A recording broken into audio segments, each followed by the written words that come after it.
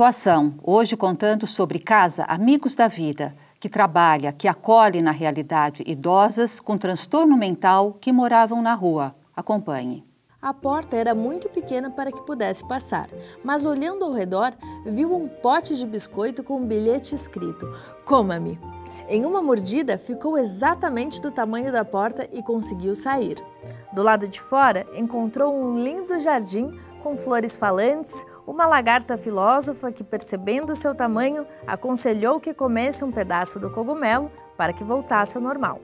Isso sem falar num gato com um enorme sorriso que apresentou todo lugar, inclusive o chapeleiro maluco e a lebre com relógio.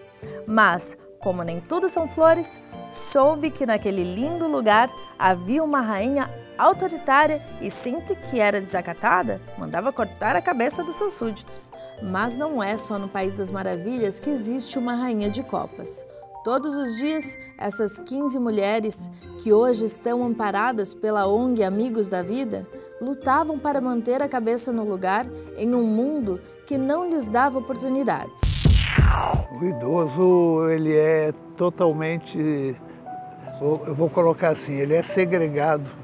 O idoso hoje em dia ele é segregado da nossa sociedade moderna. Tá? É um caso que a gente tem visto bastante em todas as camadas sociais. Tá? Não é só nos carentes, em todas as camadas sociais acontece isso. Tá? Ainda mais hoje em dia com a tecnologia, tá?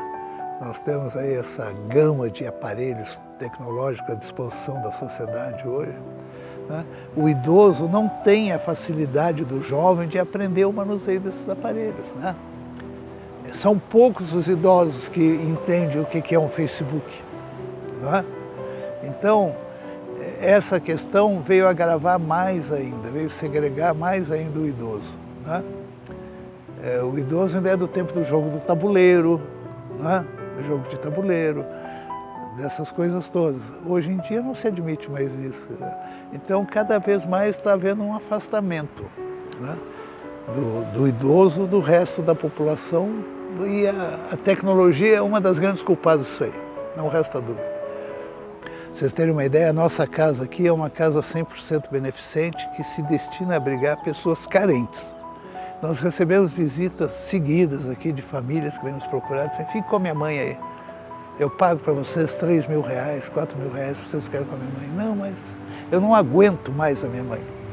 Eu não aguento mais." Tá? Então, isso aí é um caso sério. Eu vou roubar um pouco do discurso da dona Neuza, quando ela diz assim: "Quando você era pequeno, sua mãe cuidou de você, sua mãe trocou a sua fralda, sua mãe te deu de comer, e agora, a hora que você tem que inverter isso, como é que fica?" Então, aqui na nossa casa, nós não pegamos esse tipo de população. Mas hoje, um grande negócio, na grande São Paulo, nas grandes cidades, um grande negócio é ter uma casa de repouso. Né? O cara cobra o que quer e tem sempre lotado. Você não encontra vaga, é muito difícil encontrar uma vaga.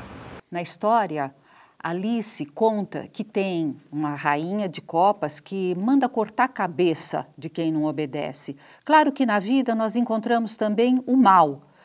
Nem tudo são flores. É possível encontrar o mal, mas não compactuar com o mal. Nós encontramos na nossa sociedade excludente, claro que nós encontramos o mal. O que fazer?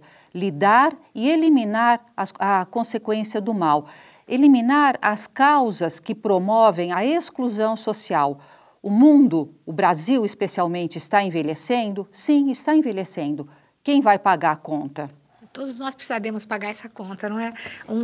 Cada um em nossa casa temos que repensar os nossos idosos, como a gente pode tratar, a maneira de fazer isso. O Estado tem que repensar como quem não pode pagar, quem não pode manter, porque é caro manter um idoso, seja em casa ou seja fora, é caro.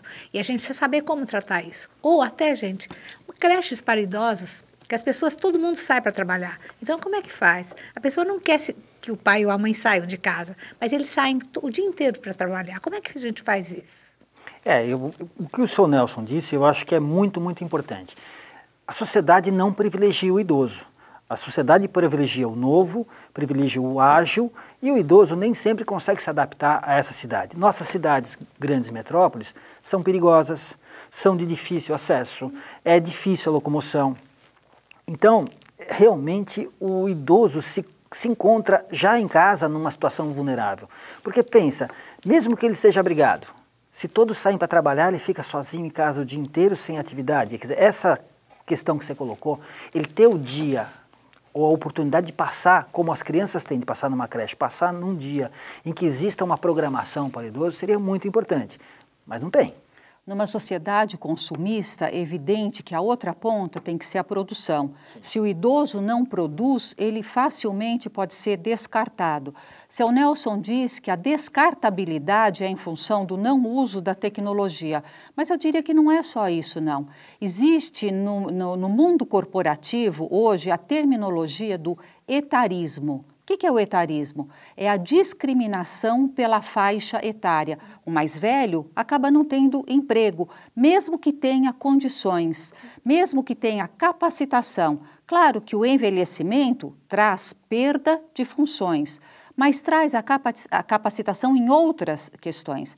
Uma sociedade consumista, uma sociedade que as pessoas todas precisam trabalhar e muito, quem paga a conta, quem cuida do idoso, quem olha o morador de rua. Aliás, o morador de rua é alguém que incomoda, né? E incomoda muito. Incomoda a ponto das pessoas não quererem olhar para aquele indivíduo na rua, ou achar melhor que não acontecesse na rua deles, ou nas nossas ruas, não é? Mas eu acho que tem que ser repensado como uma coisa mais global, como nós podemos tratar essa pessoa que mora na rua, esse idoso que mora na rua, o idoso que pode ser reaproveitado no mercado de trabalho. Porque ele não precisa fazer exatamente a tecnologia, ele não precisa fazer, mas ele pode contribuir de outras formas. Porque a gente também não vive só da tecnologia. Eu acho que essa questão que você falou do consumismo, né, essa obsolescência programada, que é assim que a indústria vive para que ela possa vender novos produtos que logo eles deixam de ser úteis, isso foi transposto para o ser humano, né? As pessoas começam a encarar também aquele que ficou mais velho como obsoleto. Eu queria só lembrar que algumas culturas não agem desta forma. Existem ainda algumas culturas, no passado eram mais frequentes, em que se valorizava a experiência, que se valorizava o conhecimento do idoso. É possível resgatar isso de alguma forma, ou pelo menos dentro da nossa casa, não passar a olhar para aquela pessoa que não está habituada a agir no ritmo frenético que você lida com a vida, de que ela tem também o seu valor dentro do seu contexto. No Evangelho segundo o Espiritismo, há um capítulo que às vezes é muito mal interpretado, buscai e achareis. E nesse capítulo tem uma citação, olhai os pássaros do céu, olhai os lírios do campo, né? Eles não tecem, eles não fiam, no entanto eles são alimentados. Há muitas pessoas que lidam com essa situação imaginando que na ociosidade eles serão, né, alimentados. Não, mas é uma licença poética. Sim, a confiança na lei divina deve existir, mas o trabalho, o empenho, a busca pelo desenvolvimento também deve existir. Mas é preciso que possamos compreender as condições de existência, as condições de cada pessoa. E as condições familiares, as condições sociais e a nossa responsabilidade frente a estas situações. Minha responsabilidade começa no meu núcleo, vai se estendendo para o meu bairro, para a minha cidade, vai se ampliando para chegar no nosso planeta, não é assim? Eu lembro um pouco de uma passagem, de uma pergunta do Livro dos Espíritos, em que eles respondem de que o forte deve cuidar do fraco. Sim, eu sei que Paulo tem uma epístola que ele diz, quem não trabalhar não coma. Mas aqueles que são incapazes de trabalhar, de cuidar de si próprios, é nossa responsabilidade cuidar deles. E a nossa sociedade não está agindo por esse caminho. Isso tem que ser denunciado, isso tem que ser olhado com rigor. Então, atuação é esse convite. A gente pode transformar isso em ética do cuidado. Do que você está cuidando? Do morador de rua, do idoso, de quem tem transtorno mental, auxiliando uma casa como amigos, né, da vida. O que você está fazendo? A atuação já volta com mais história e mais depoimento. Aguarde.